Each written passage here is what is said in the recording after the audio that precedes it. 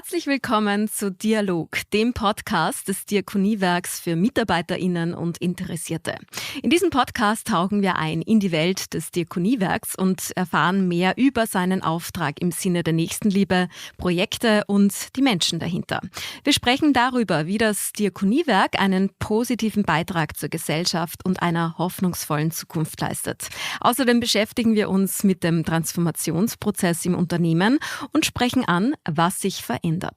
Mein Name ist Nora Mayr und ich darf euch, liebe Hörerinnen, durch diesen Podcast begleiten. Anlässlich des Welt-Alzheimertags am 21. September 2024 haben wir heute eine Spezialfolge geplant. Rund 151.000 Menschen leben ja in Österreich mit einer dementiellen Erkrankung. Laut der Weltgesundheitsorganisation WHO sind weltweit derzeit unglaubliche 55,2 Millionen Menschen von Demenz betroffen. Wie und mit welchen Konzepten reagiert die Gesellschaft auf diese Entwicklung? Wie unterscheiden sich die Ansätze in den unterschiedlichen Ländern und vor allem, was wünschen sich Menschen mit Demenz? Darüber wollen wir heute sprechen mit zwei ganz besonderen Gästen, Teun Toebes und Jonathan de Jong.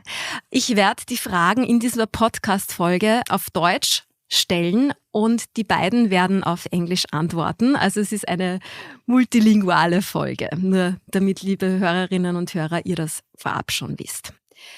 Einmal ein paar Infos über die beiden. Teun Toebes ist ausgebildeter Altenpfleger und Pflegeethiker und engagiert sich seit vielen Jahren für eine bessere Begleitung für Menschen mit Demenz. Sein Buch, der 21-Jährige, der freiwillig in ein Pflegeheim zog und von seinen Mitbewohnern mit Demenz lernte, was Menschlichkeit bedeutet, war ein Bestseller. Jonathan de Jong ist ein mehrfach preisgekrönter Dokumentarfilmer und seit vielen Jahren mit Teun Toebes unterwegs, um die Lebenswelten von Menschen mit Demenz filmisch festzuhalten. Mit dem Film Human Forever haben sie in Holland und Belgien die Kinos gestürmt und viele Auszeichnungen bekommen. Lieber Teun, lieber Jonathan, schön, dass ihr heute bei uns im Podcast Dialog zu Gast seid. Welcome. Schön, bei Ihnen zu sein. Vielen Dank. Ihr kommt ja gerade von einer Reise aus Samoa, ein weit entferntes Land, wo ihr an einem neuen Projekt gearbeitet habt und ihr habt jetzt den weiten Weg auf euch genommen, um in Linz bei der Österreich-Premiere für euren Film Human Forever in der Tabakfabrik dabei zu sein. Was würdet ihr sagen? Was treibt euch denn an? Was motiviert euch, überhaupt diese Wege und Anstrengungen auf euch zu nehmen für das Thema Demenz? Teun. Together we can create a more hopeful and more inclusive society for people living with dementia, because now we mainly see dementia as a care problem, but it is a societal issue. Together, if we look differently, we can change our approach towards dementia. So on the one hand, it's a belief in the better future, and on the other hand, personally, I deeply feel worried about the future of people living with dementia now, because if we listen to people with dementia, people tell us that they often feel excluded, that they have the feeling that they are not taken seriously, that they don't matter. And that's why we started this quest around the world. How are other countries looking at dementia? What can we learn from different cultures? And how can we adapt those lessons into our own culture in order to improve the quality of life of people living with dementia? Because that's the most important, how to improve the quality of life. Also die Leute integrieren. Jonathan, vielleicht auch an dich diese erste Frage. Was treibt dich an, dieses Projekt mitzutragen? Like Teun said, we had a dream about bringing a more nuanced story around dementia to the world stage. And it's very hopeful to see that since the beginning of this mission, people are so hungry for a different view when it comes to dementia. Because like also Teun said, like people, they ask for help with their normal life. They don't ask for care per se. So when you still see the human being and you start listening to them, then you hear a complete different story about what dementia is.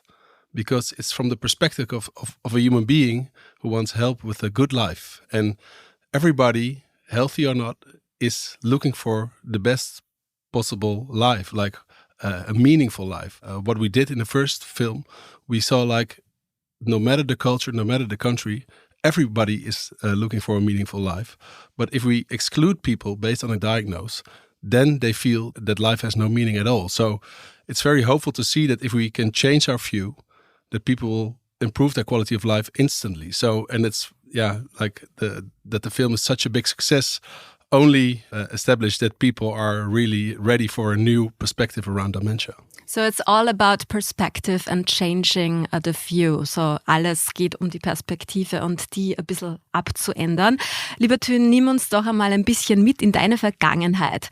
Warum hast du überhaupt als junger Mensch den Pflegeberuf ergriffen? Was war deine Motivation dafür? Hat es da vielleicht in der Vergangenheit schon Kontakt gegeben in der Familie, wo du dir gedacht hast, ich will das machen? I had a very classic dream, as most of the guys starting a nursing education, and that's to become a paramedic. So my dream was to work in the acute care sector. But when I entered the nursing home for a mandatory internship, I saw that the doors of the closed wards were opening, and immediately I felt like I was entering a surreal nobody's land. I was walking on the closed wards where on the one hand I saw the deep humanity in people living with dementia and my colleagues and the family caretakers, but on the other hand I experienced a system which focuses on control and safety. And that's what the nursing home system is for me. It's a system where the collective safety is more important than the individual's quality of life. So when I was working in a nursing home after my study, I asked my colleagues, would you like to live here yourself if you get diagnosed with dementia? Because the chance is 1 in 5 that you get diagnosed yourself. And most of my colleagues, they all said no. And that made me realize, why did we create a system like this with all the good intentions we have? A system where we spent over 18 billion euros a year on in the Netherlands. It's a system where almost no one wants to live in. So what should we do differently in order to create a better future for us all? And that's the most important, constantly asking those questions, and then you will get answers which help people with dementia themselves. Lieber Jonathan, erzähl uns doch auch von deinem Werdegang. Ist dir das Filmen schon quasi in die Wiege gelegt worden? Und vor allem, wie hast du dann Tun kennengelernt? Wie haben sich eure Wege gekreuzt? Yes, it was 4 years ago that I got a phone call from a manager from a nursing home where I made a series about dementia before I met Teun. It was for Dutch television. I made a documentary series of 6 episodes. And it was about a care farm where they had a really natural approach to people living with dementia. And it was so hopeful because my own experience, it wasn't a coincidence that I made a series about dementia, because I was a bus driver during my college. I had a side job. I was a bus driver for daycare. And there I came in contact with people living with dementia. And that was a very classical way. Also, the experience that Teun just told about the nursing home, the closed ward, where, as a youngster, you're a bit shocked because you think like, oh my God, you can also live like this when you get older. And that's not like the paradise thought that when you think of getting older and better. So when I got the phone call from the manager, she said, Jonathan, we made a series, but now I'm sitting next to a young guy. He's 21 years old. I was like, that's young. Mm-hmm. His name is Teun Toebes. It's a hard name, very Dutch name. I was like, oh, Teun Toebes. Teun Toebes. I will get confused. Yeah. And I didn't know him, but she said like, and he just moved into a nursing home. And I was like, oh my gosh, what's wrong with Teun? And she said, like nothing. He feels worried about the future, but you really should connect because I think you will be a great team. You still think it, right? What's wrong with Teun after 4 years? Changed your mind? No, I didn't change my mind. No, it's really. And then when I first saw Teun and we had the first conversation in a nursing home, and I saw how he made contact with his housemates, it was so loving. It was so tender, and I really thought back of my own time when I was working in a nursing home, when I also had very nice experiences with people living with dementia, because I could share stories with them, and I saw Teun sharing stories with what he experienced in his life. So we both had the opinion that there was a more nuanced story to tell, but you didn't see it in the media. also with the first series that I made for Dutch television, like the board of directors from the broadcast company, they asked me, Jonathan, can you make it a bit more sad? Because if I see people with dementia laughing, people won't think they have dementia. So the stigma around dementia is really bad. And that's what we thought. We have to change it by honoring the people who are living with dementia and tell their story. Not about them, with them. And I think we succeeded in that because it's a really fragile story, but it's a really warm-hearted human forever, yeah. So dieser Gedanke, eben diese Perspektivenänderung, würdet ihr sagen, das hat euch beide auch in der Zusammenarbeit von Anfang an dann verbunden, oder? Yeah, definitely. It's a story about love for humanity. I think that's what we feel both every day, because it's a mission 24 hours a day for the last 4 years. But we keep on going because we feel it's really changing the way we think, but especially improving the quality of life for those people who we so often forget, yeah. Teun, gehen wir einmal auf diese Experience genauer ein. Du hast ja wirklich einen sehr ungewöhnlichen Weg beschritten, hast mit 21 Jahren entschieden, in ein Pflegeheim zu gehen und wirklich dort mit Menschen mit Demenz zu leben. Wie kommt man als junger Mensch eben auf seine doch sehr ungewöhnliche Idee, dort wirklich auch einzuziehen? Hat es da auch einen speziellen Auslöser gegeben oder würdest du sagen, das hast du nach deiner Zeit in dieser Ward, wie du vorher erzählt hast, bist du da auf den Gedanken dann gekommen, das zu machen? Yeah, I lived for over 3.5 years on the close ward of a nursing home to live up close with people living with dementia and to learn from them. And most importantly, to listen to people with dementia, because in my Ausbildung, during my study, I've learned many methodologies, techniques. For instance, motivational speaking is a technique in order to reach a behavior change. But what I learned for the first time when I was living together with people with dementia, they were my housemates, is the value of listening. Listening without having your own aim. And if we listen to people with dementia, we will learn many different things. For instance, some people with dementia told me, my housemates, that dementia can be really painful on the one hand, but what's more painful is the fact that people feel excluded socially. We've made dementia a social death, and that's very painful to hear. But on the other hand, it's also really hopeful because we can change our perspective on that, we as a society. And in those 3.5 years I lived in a nursing home, I've met my housemates as friends. I really made new friends. I started loving my housemates, not because they had dementia, of course, because I didn't know what type of dementia they had. I didn't know who was their legal representative, their gesetzliche Vertreter. The only thing I knew was what they showed me, what they made me feel, what they wanted to tell. So they had the identity they wanted to have. And that was a really beautiful thing to experience. I can't say it's a rational thought, the decision to end up living in a nursing home. It's more a feeling. It's a love for humanity and people living with dementia.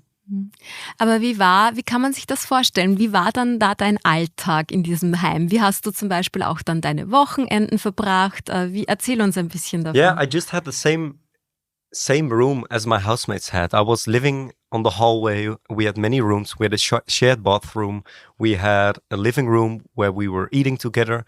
But there's one thing in those 3.5 years, and that's that I had a very big privilege. I had the privilege to have the code of the door. And that's the code 2017. I was able to visit society, but my housemates weren't, which is really painful and which also shows why it is so badly needed to stop having a close ward as a standard. But for that, society is needed. In the nursing home, life was just like living with your friends. For instance, my housemate Ad, when I've met him, he was feeling really depressed. He was living in a room next to me. But during those years we were living together, we really became best friends. And every night I heard him coming to my room, knocking on my door, and he asked, "Hey mate, do you want to come drink a beer and watch football, watch soccer with me on my room?" And that's what we did. It's really beautiful to experience the reciprocity of a friendship with people with dementia. Du hast es gerade angesprochen, das waren wahrscheinlich diese Alltagsmomente, eben gemeinsam ein Bier trinken am Abend, Football zu schauen. Was waren auch noch schöne, aber auch traurige Momente, die du dann wahrscheinlich ja auch erlebt hast in diesen 3 Ja, Jahren? natürlich. The most painful for me was the fact that society sees people with dementia as one group of sick people. And so often I heard from people around me, for instance, my friends, why do you invest in people with dementia? Because they constantly forget. And if we think about dementia like this, we don't value the happiness in the moment. We don't value the relationship you can still have. Because also my housemate Ad, for instance, he didn't know my name, but he knew the feeling we gave to each other. And that was so strong. In fact, the message of the film, Human Forever, it's not something we thought. It's something what people with dementia told ourselves. And if we start listening to people with dementia, if we value them again as a human being, and if we don't see them only in the role of a patient, then a better future is closer than ever. So, also diese Rolle des Patienten einfach, die dürfen wir nicht mehr so als Stigma verwenden für Menschen mit Demenz. Ist das, würdest du sagen, auch eine der wichtigsten Botschaften, die in deinem Buch enthalten ist? Yeah, the most important message is that if we keep seeing the human being, then he will never disappear. So if we get a more nuanced and honest view on dementia, which not only focuses on people's loss, then we can change our approach to people with dementia. We can make sure that people are still seen and that they feel that they are a valued part of society. Changes in our narrative. Ja.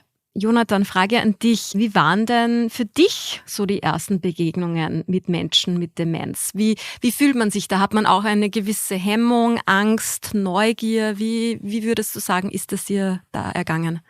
Like I just told also before, during my college, I came in contact with people with dementia first. And I was quite shocked when I entered the closed ward, because when I picked them up from home, they're in the beginning phase of dementia and they could talk very well. And then when I entered the closed ward, I saw people in the wheelchairs. Sometimes they were tightened with a belt, because it was quite long ago. So with my fellow students, because in the weekend there were only students working there, we said to each other, this is not a place where you dream of to become older. So a lot of people said like, oh, when I get older, I want to have an injection and I want to die because I don't want to end up like this.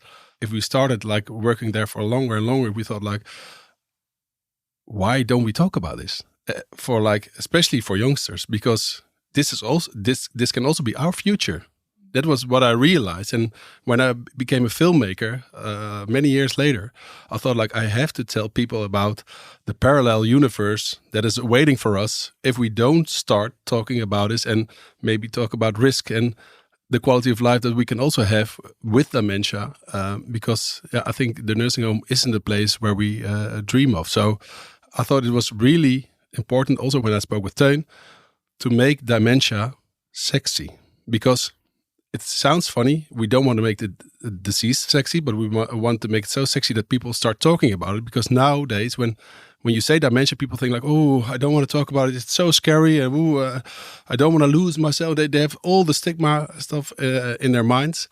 And I think it's so important that we pull off the stigma and have a relaxed conversation about it to say, what is the best possible life also when you have a diagnosis of dementia.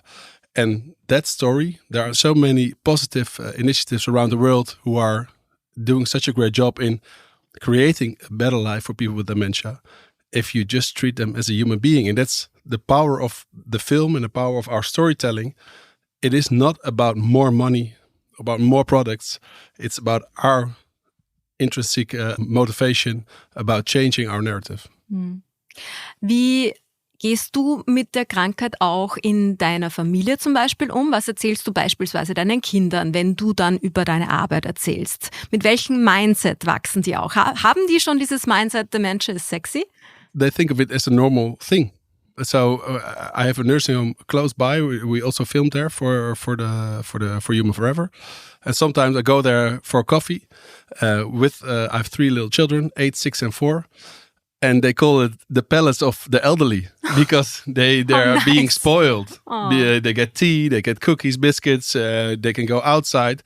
They don't know that it's anything wrong or that they're sick, or because they're just being spoiled as a normal grandparents would do. So, and when I tell them that sometimes when you get older, you maybe sometimes forget, or you get some other things that are a bit difficult, they accept it as it is. So if I speak about it normally, they won't fear it, or they won't be asking funny questions. So I think that's the whole point of changing the narrative. Also, especially for young people, when we talk about it, that it's a part of life where we have to deal with. And of course, everybody wants to be healthy in the end. But if it's not, then we still have to think of, what do you want? And that's what I thought. Like, I had a neighbor, she was 92 years old, Marie. She didn't have dementia, but I think it's a really good example on how we treat people with and without dementia. In our last phase of life, she fell down the stair for like 3 times in 2 months. So she was bruised, all blue, and all her children said like, "Mom, you have to go to her nursing home." And the only thing she said, like, "Over my dead body. It's my life. I lived here for 65 years. It's my right to decide if I want to go or not." But if she would have dementia, she wouldn't have had the choice of falling down the staircase and maybe passing away. So I think it's really also there. Her quality of life was to live at home, accepting the risks of that she can fall or whatever may happen in house. But she was okay with it, and her children had to accept it. And that was a really beautiful thought, because they respected her, and she said like, "Mom, okay, maybe we'll fall another 2 times, but if that's your quality of life, it's okay." Jetzt haben wir viel über Holland gesprochen, wie die Situation in Holland ist, wahrscheinlich auch in Europa, man kann es auch wahrscheinlich auf Österreich auch umlegen. Ihr seid ja dann gemeinsam auf eine Weltreise aufgebrochen, um zu erforschen, wie unterschiedlichste Länder den Umgang und die Pflege von Menschen mit Demenz gestalten. Wo seid ihr schon überall gewesen und was habt ihr euch denn von diesen Reisen Spannendes mitgenommen? Teun. We've traveled through 11 countries in 4 different continents to learn from the different cultures, initiatives, and countries we've visited. For instance, South Korea, South Africa, the United States of America, Moldova, which is a bit more closer home. We've been in Belgium, in Swiss, in Scandinavia. So we saw many places where people already show that the change which is so badly needed is already here. Because we've seen beautiful places where quality of life is the main goal and not quality of care. So what we wanted to do with Human Forever is to share those initiatives and to make everyone part of this change, to create a worldwide movement. And that's very hopeful that it is happening at this moment. We can learn from all the different cultures there are. Was würdet ihr sagen, war das Beispiel, wo ihr gesagt habt, wow, die machen es am besten? Gibt's sowas, oder? I think that's a very funny question, because almost everyone asks, what is the best example? And that tells a lot about the way we look at change, because we want the best example. We just want to copy it. We want to pay money for it. And then the change is here. But the funny thing is, this is not about more products. That's what we always think. This is not about more money. It's about what do we do with the resources we have? What's the vision we have? How do we create a better future for people living with dementia in practice? And if we really want to make that the reality, then we should change our culture. It's not about all the resources we have, because in the Netherlands, for instance, we've spent over 109 billion euro a year on healthcare. Which also, is a lot. we in the Netherlands, we say we need more money. If we continue saying this, we say to all different countries, you don't have any hope, because you don't have the same amount of resources as we have. And what we've seen, there are places in the world which have less resources, way less, but quality of life is more leading. People are still living together, because living together is the solution to survive. Living together is the answer in a community. And in our Western world, especially in Europe, we want to pay for healthcare. We make healthcare a product and we pay off the responsibility to take care of each other. There are so many beautiful places in the world where people are still living together. So we have to share all those initiatives. Yeah, and especially think like in the West, we only think in impossibilities. And what we learn in other cultures more far away, they adapt to life, how it develops instantly. So if somebody gets a diagnosis, the family comes together and say like, how are we going to fix this? Because we love each other. The best possible life, what we can give as a family, is to take care in what way or the other. And then they change their lives to facilitate the best possible life for somebody who needs it. And we only say in the West, oh yeah, but we can't live like this because we have a mortgage. We want to go on holidays for 3 times. We go skiing. We go to beautiful islands. But it's a choice. Like we made the individual so important and we made a career so important that we forgot each other along the way to success. And I think when we capture what we also did in Samoa and also in Brazil, where we filmed for the last movie, where we see what's the reciprocity of taking care of each other, I think people will definitely make a change in their life to see that it looks like a sacrifice, but it is a gift in the end. Because when people are taking care of each other in a community, the quality of life improves so much. No money can buy it. You can see it. And we have all the money in the world, like Teun said. And we still are in search of like a meaningful life. And we fly to Kathmandu for yoga retreats and all those kind of things. But I think the real value lies in our community where we live. So we really have to invest in our own communities where we live around the world and to see how we can improve the quality of life for each other. Teun, du kritisierst ja auch, dass es so wenig Prävention gibt in Europa. Woran liegt das deiner Meinung nach und könnte sich das ändern? If we go a bit more back, I was living in a nursing home with my housemates, but in total I was living with 130 housemates. All those housemates were living with dementia. All those housemates were living in the nursing home because of their dementia, because they had a care indication. If we look at our healthcare system critically, the fundament of our system is someone's disease, is someone's diagnosis. And if a diagnosis stays the most important thing, then we can't expect that quality of life is the result of that system. We've been in South Korea, for instance, where the prevention of dementia is state priority. They developed together with researchers and entrepreneurs a digital methodology in order to prevent the development of Alzheimer's dementia, the most common form of dementia. It's a digital way of therapeutics, which, for instance, supports people's social contacts to keep people be in society. And the most important thing is keep developing. Because if we look at the way we age in our world, we stop working and then we don't develop anymore. In South Korea, they did everything to keep people being active in society. So why do we hear so less about prevention of dementia in Europe?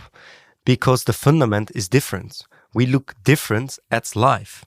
And that's also the answer. How can we change that?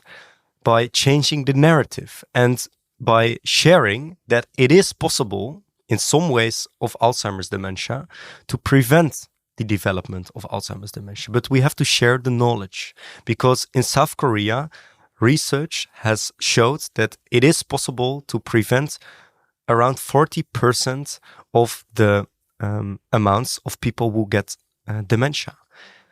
It doesn't mean that we can prevent everything. And on the other hand, we also should accept that developing a disease stays part of your life, because we stay a human being, we stay vulnerable.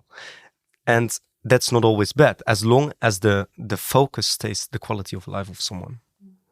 Yeah, sorry. And I think also with prevention, it's really something like the most famous thing with prevention is, of course, quit smoking. But people always think like, oh, I can't do it. It's not good because I will lose so much quality of life because I really enjoy it. And it's the same thing with prevention when it comes to dementia. People think like, oh, I have to give up so much, really make so many sacrifices in order to prevent something that will happen much, much later in my life, because dementia starts 30 years before diagnosis, they say. So, but what we saw in South Korea was the opposite. When people are 60 and they join the program of 24 weeks, they came together with a group. So they made many new friends together. And they said to us, like, first I thought when you get older, you have to accept that your life is going to be worse and worse and worse until you die. But now I see my brains can learn new things. Also when I'm 60, I can make new friends. I can have a better social life. And all those things creates a new life. So it's really how we look at ageism. Ageism, what's the problem? Because if we look at getting older as a good thing and that you can still have a good life, then we all will start to develop a richer life also when you get older. So people think and have to accept that if you get older, you're not of use anymore in our society because it's only about rationality. But we saw the opposite happening in South Korea, where people were really improving their quality of life by joining the program, by being more active, by making new friends. They really had a third life, they said. So it was really hopeful to see. Frage an dich, Teun. In Österreich wird ja ein Großteil der hilfs- und pflegebedürftigen Menschen zu Hause betreut. Was brauchen denn deiner Meinung nach pflegende Angehörige? Es ist ja auch wirklich anstrengend, sich da die ganze Zeit zu kümmern. I'm very happy to hear that most people live at home, because if we listen to people with dementia themselves, that's the biggest wish of people. But we have to support people at home better, because having a nursing home as the last place you can go to is not the best answer we can give as a society. So we have to support each other in the communities where people are living. And that's also the answer to the question, what do the Angehörigen need? It's a more honest story about living with dementia, because our care system focuses on zero risks. We don't accept risks in life. But if the focus stays zero risk, then there's zero life. So we, as a society, we have to accept that also when you are living with dementia, life comes with risks. And if you accept those risks, and by that, I don't say that safety is not important, but it is about a more balance between safety on the one hand and quality of life on the other hand.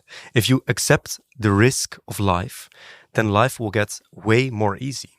But if you become a patient in the care system we have, we try everything to do to reach zero risk. To give you 3 examples, for instance, if you have the risk to choke, you get thickener. If you have the risk to fall, you get a walker. If you have the risk to don't eat enough, you get protein drink to keep your body active. I don't say that all those products are bad, that we shouldn't give it to people living at home. But what I do say is that we have to listen to people with dementia themselves. Do you want it? Do you need it? And does it support your quality of life? And if you constantly ask those questions, if you speak about it, even and also if you're living at home, then you can embrace life also living with dementia. Manche müssen ja dann doch in ein Pflegeheim. Wie können wir denn das dann so gestalten, dass es eben keine Schreckensvorstellung mehr ist, dahin zu müssen? Wie wäre da deine Lösung? Auch mehr zu reden mit den Menschen, und vor allem, ist das auch nur eine Aufgabe von den Nursing People oder auch Aufgabe der Politik, da mitzureden?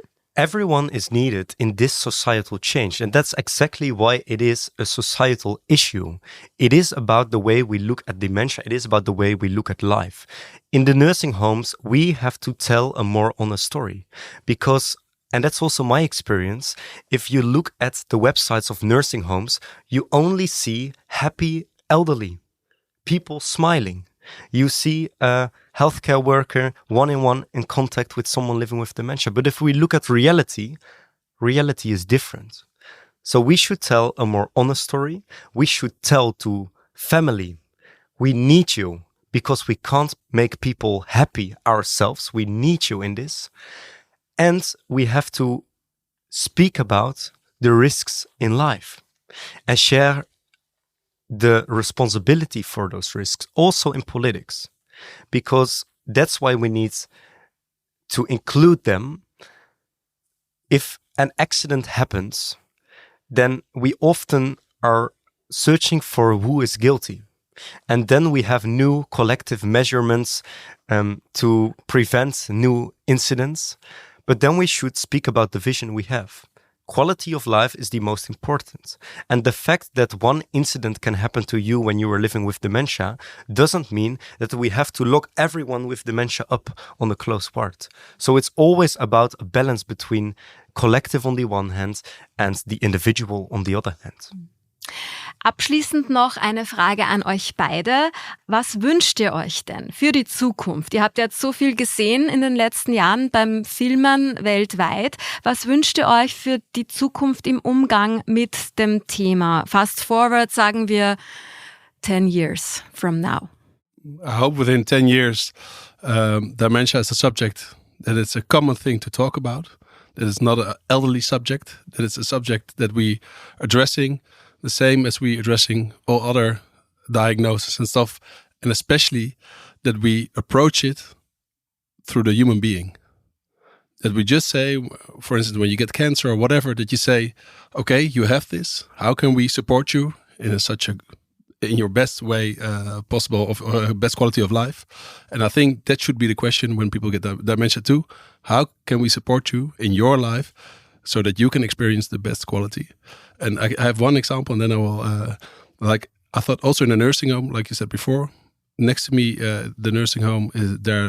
Anneke lives there, and Anneke, she loves to walk for hours.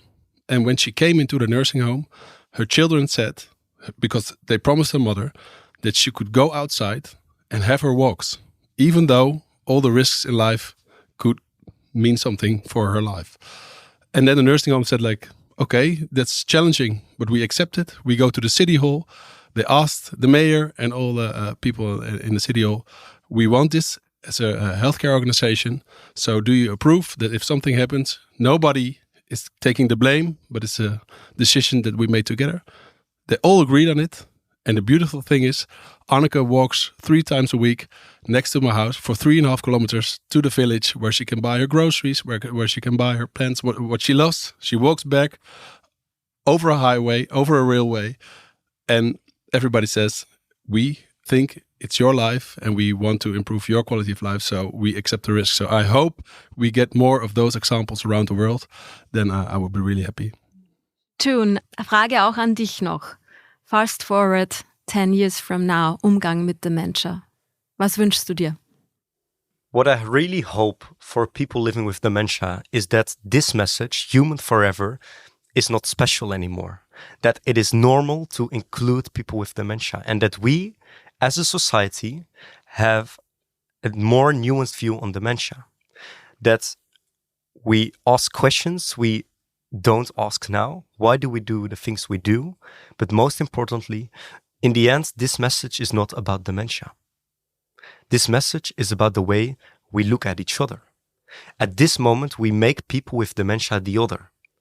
But if we see people with dementia as human beings like you and me, society is way more beautiful. So I hope that we don't see this message only for people with dementia, but that we are living more together as a whole society. This is not only about care. This is about us. Schöne Worte am Schluss. Vielen Dank für diese wirklich sehr berührenden Einblicke in das Thema Demenz und vor allem auch großen Respekt an euch beide, dass ihr euch dem Thema in einer wirklich sehr großartigen Art und Weise annehmt. 150 Jahre mit und für Menschen. Das Diakoniewerk hat dank seiner engagierten Mitarbeiter und Mitarbeiterinnen über all die Jahre Großartiges geleistet. Und auch die nächste Zeit bringt sehr viel Neues. Wir dürfen in diesem Podcast über den Transformationsprozess im Unternehmen informieren und nehmen euch, liebe Hörerinnen, auf dieser Reise sehr gerne mit. Offene Fragen beantwortet das Kommunikationsteam des Diakoniewerks. Alle Infos und Kontaktdaten sind wie immer in den Shownotes verlinkt. Ja, und wenn ihr auch weiterhin Infos rund um das Diakoniewerk hören möchtet, abonniert bitte den Podcast gleich auf der Plattform, wo ihr gerade zuhört. Ist das Spotify, dann aktiviert auch gleich die Glocke, damit ihr keine Folge mehr verpasst. Das war eine Spezialfolge von Dialog zum Welt-Alzheimertag. Die nächste Episode erscheint dann wieder im regulären Rhythmus. Der ist ja zweiwöchentlich am Dienstag. Ich sage herzlichen Dank an Teun Toebes und Jonathan de Jong fürs Dasein und ich wünsche euch viel Erfolg auf eurer Reise. Vielen Dank. Danke dir. Vielen Dank. Und bis bald.